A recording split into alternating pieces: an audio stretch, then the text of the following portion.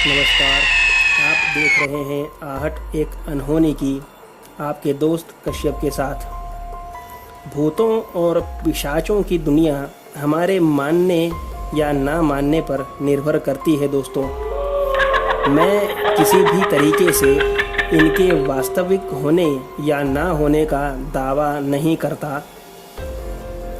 ये कहानियाँ या घटनाएं जिनके साथ घटी हैं उन्हीं का अनुभव बन के रह जाती हैं, या कहें तो उन्हीं तक सीमित रह जाती हैं। ऐसी ही हैरत अंगेज़ और खौफनाक कहानियों के लिए जुड़े रहिए आहट एक अनहोनी की चैनल के साथ। तबरेज़ और सुचित दो दोस्त थे और दोनों ही फिल्मों में स्पॉट बॉय की जॉब करते थे।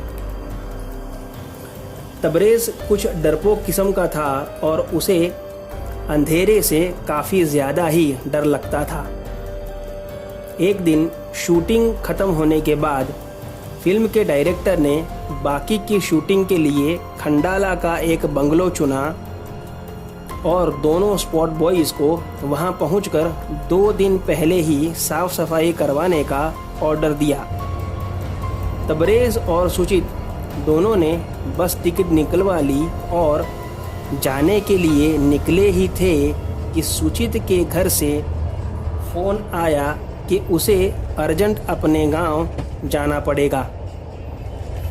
सुचित का गांव सिर्फ 150 किलोमीटर पर था, तो उसने तबरेज़ से कहा कि तुम अभी चले जाओ और मैं अपना काम ख़त्म करके सीधा वहीं मिलूँगा।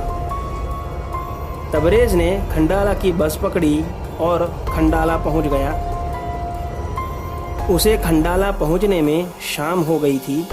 वह सीधा जान पहचान के आदमियों को मिलके सफाई के कामदार का बंदोबस्त कर लेता है और सुबह के 8 बजे का समय निश्चित कर लेता है। उसके बाद वह एक सस्ती लॉज में रुक जाता है और दूसरे दिन मजदूरों के आने से पहले ही उस बंगलो में चला जाता है। बंगलो में जाने के बाद उसे कुछ बुरा होने का एहसास होता है, लेकिन काम के दबाव के चलते उसने बंगलो का मेन गेट खोला और गार्डन क्रॉस करते हुए मेन डोर खोल के अंदर जाता है। बंगलों में अंदर जाते ही दरवाज़ा बंद हो जाता है और डर के मारे तबरेज़ दरवाज़ा खोलने की कोशिश करने लगता है, लेकिन दरवाज़ा खुलता ही नहीं और उतने में उसे एक परछाई नज़र आती है जो तबरेज़ को मारने लगती है।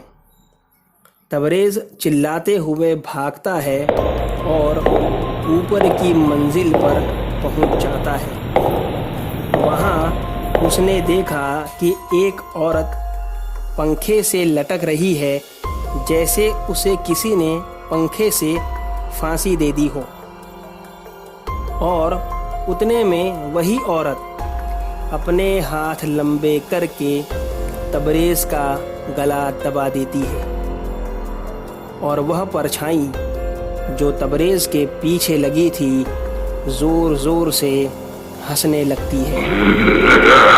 पंखे से लटकती उस चुड़ैल ने तबरेज़ को ज़ोर से फेंका और वह कमरे की खिड़की से सीधा गार्डन में जा गिरा। गिरने के साथ काफ़ी चोट लगने और गला चोक होने की वजह से वह बेहोश हो जाता है।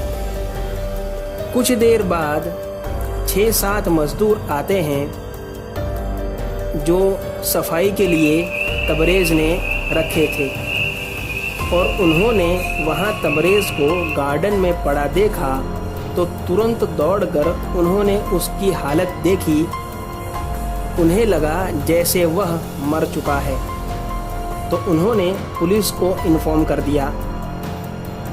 जब तक पुलिस वहां पर आती, सारे मजदूर वहीं पर खड़े थे। तभी सबके सामने ऐसा नज़ारा हुआ कि सबका खून ही जम गया। उन्होंने देखा कि तबरेज़ की बेहोश बॉडी अचानक से हवा में उठी और एक ही झटके में उठकर खिड़की से उस कमरे में घुस गई और खिड़की अंदर से बंद हो गई। यह देखकर दिन के समय में भी सारे मजदूर इतने डर गए कि वहाँ से इधर उधर भागने लगे और वहाँ एक भी मजदूर नहीं रहा। थोड़ी देर बाद जब पुलिस आई तब इधर उधर भागे मजदूर धीरे धीरे इकट्ठा हुए और उन्होंने सारी बात पुलिस को बताई, जो भी उन्होंने देखा था। तब पुलिस उन मजदूरों को साथ लेकर बंगलों के अंदर गई और ऊपर के कमरे में देखा तो वहाँ पर जैसे किसी जानवर ने मार के खा लिया हो, वैसी हालत में तबरेज़ की बॉडी मिली। पुलिस ने मजदूरों को ही दोषी मानकर गिरफ्तार कर लिया और आगे कार्रवाई शुरू की। फिल्म प्रोड्यूसर्स को भी जानकारी मिली और सभी वहां पहुंचे। जब उन्हें सारी जानकारी मिली तब उन्हें भी यकीन नहीं हुआ कि भूत जैसी कोई चीज़ होगी।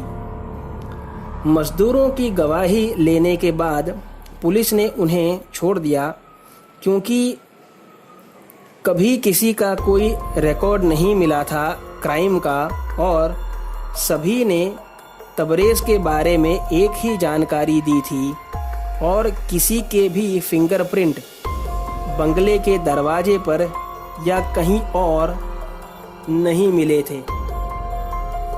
डायरेक्टर ने सुचित को कहा कि अब वह उस जगह की साफ सफाई करवाए। तब सुजीत जैसे ही वहां शाम के समय पहुंचा, उसे तबरेज़ मेन गेट पर ही खड़ा मिला और उसने अपने साथ घटी सारी बात सुचित को बताई और कहा कि अभी ही यहाँ से निकल जाओ और कभी भी यहाँ वापस मत आना। तब सुचित अपने मरे हुए मित्र का शुक्रिया अदा कर वहाँ से चला आया और सारे यूनिट से अपनी बात बताई। बाद में यूनिट ने उस लोकेशन पर काम करने का इरादा बदल दिया। तो दोस्तों, कैसी लगी आपको आज की कहानी, मुझे कमेंट बॉक्स में ज़रूर बताइए। तो मिलते हैं अगली कहानी में, तब तक stay home, stay safe, thank you.